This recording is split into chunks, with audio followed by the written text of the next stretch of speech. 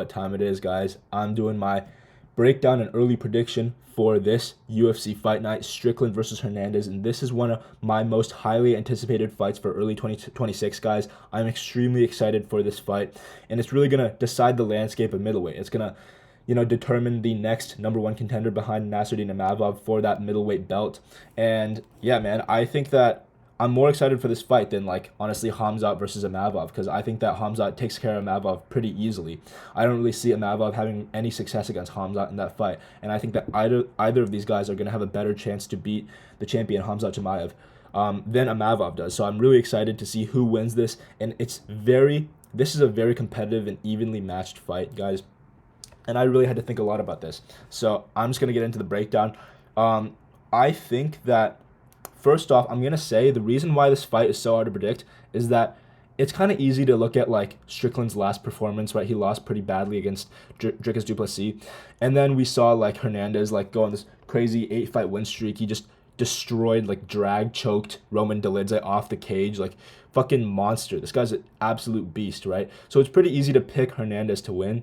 But I really had to think about it, just because, dude, Strickland is hard to finish, bro. This guy's very, very elite, and a lot of people are forgetting, man. I feel like Strickland's pretty underrated at this point, and people are forgetting that this guy is, like, the hardest guy to hit, like, in the heavier weight classes. And at middleweight, for sure, he is the most defensively sound fighter at middleweight, without a doubt.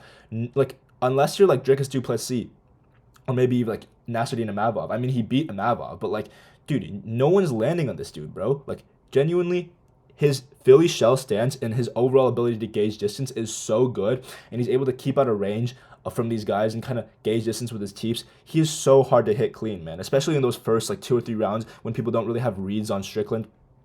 No one is hitting him clean, man. And he's good at, like, blocking with his shoulders, raising his arms. Like, he's got that kind of high kind of guard that he can raise. Super defensively good. And I just feel like Strickland is very hard to finish in general. Like, he's got really great anti-grappling.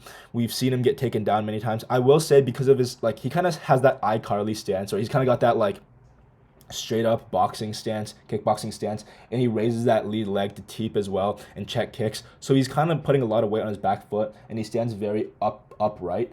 So he does get taken down relatively easier versus, like, if he kind of had, like, a more wide, like, low down stance. So, like, he does get taken down a good amount based on people who shoot on him, but he has great anti-grappling. No one really submits him. No one can even control him. He gets back immediately. We saw against Dricus du Plessis, took him down multiple times in their 5-rounder the first time, and he got back every single time. Dricus was never really able to hold Strickland down for much time at all. Like, it would be like 5 seconds and Strickland would just pop back up.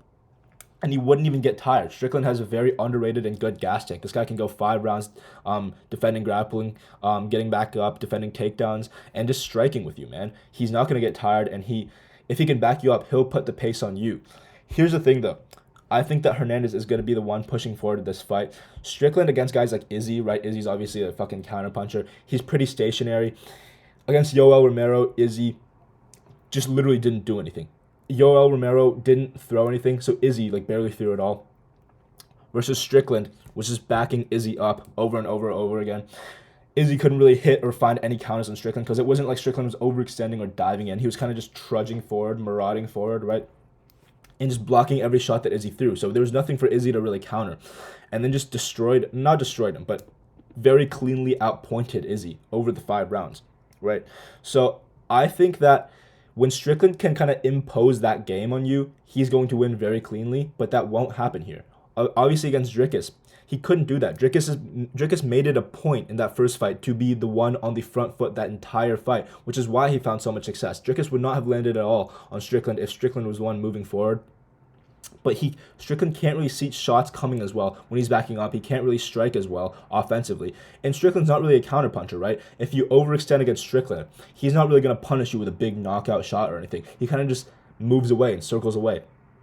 So there's not really much of a consequence of overextending against Strickland, which is why the guys that are able to back him up over the course of, like, a 5-rounder, a 3-rounder, are able to have so much success and land on him so much. They can kind of make reads. They can notice that he's kind of leaving openings, right? And he's not really attacking you when you're moving forward as well as he would when you're moving backwards, which is why they're able to land better shots later on as they build into a fight, which is exactly what Dricus did. So I think against Hernandez, it's going to be a pretty similar story. Strickland's going to land a good amount on Hernandez. Like Hernandez against Park, I believe, that Asian guy, like Jin Young Park. He was getting tagged up a lot, bro. Like, this guy doesn't have the best defense, and he will get tagged by Strickland, but Strickland's also kind of a pillow puncher. Like, he's not going to put out Hernandez. Hernandez is a great chin.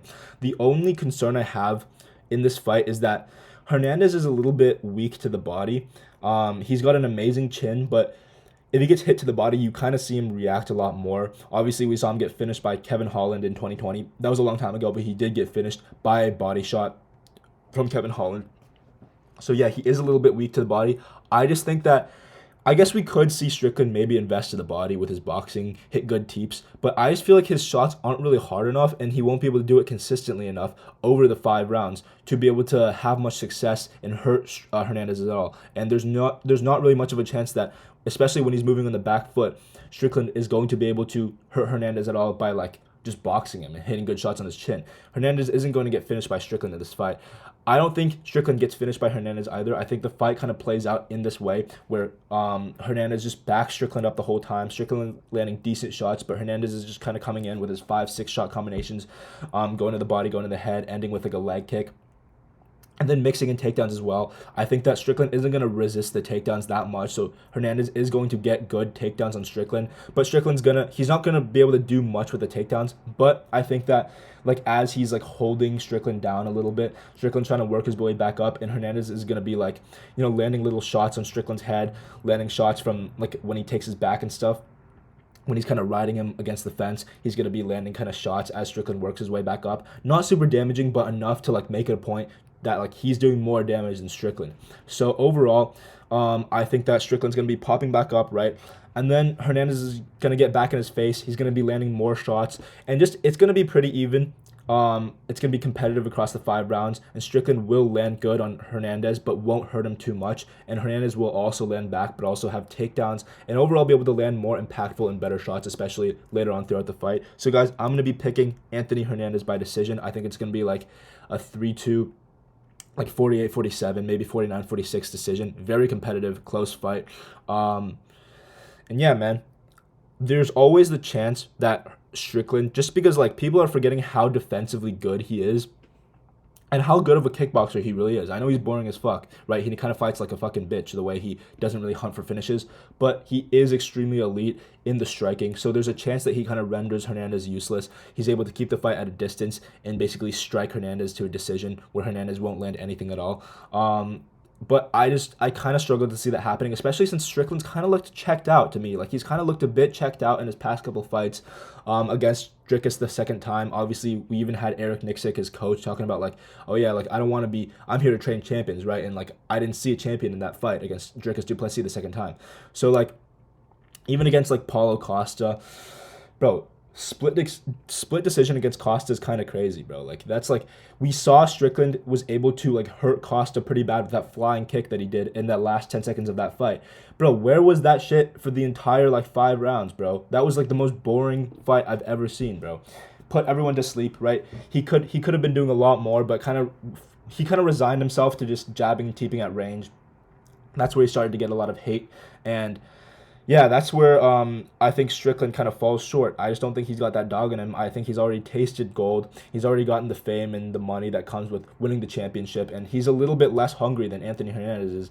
Hernandez is on that big 8-fight win streak. He's on his way to getting the belt. I think that he's going to be more of a dog in this fight, and that's going to be the difference.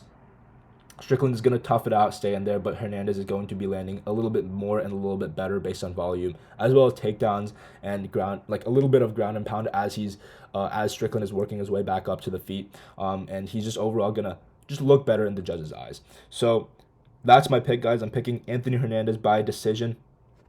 I'm leaning Anthony Hernandez, maybe like 60% Hernandez, 40% Strickland in this fight. But yeah, guys, let me know what you think below. Let me know if you have different opinions, if I missed something. But yeah, thank you guys for watching. I'll see you guys next time.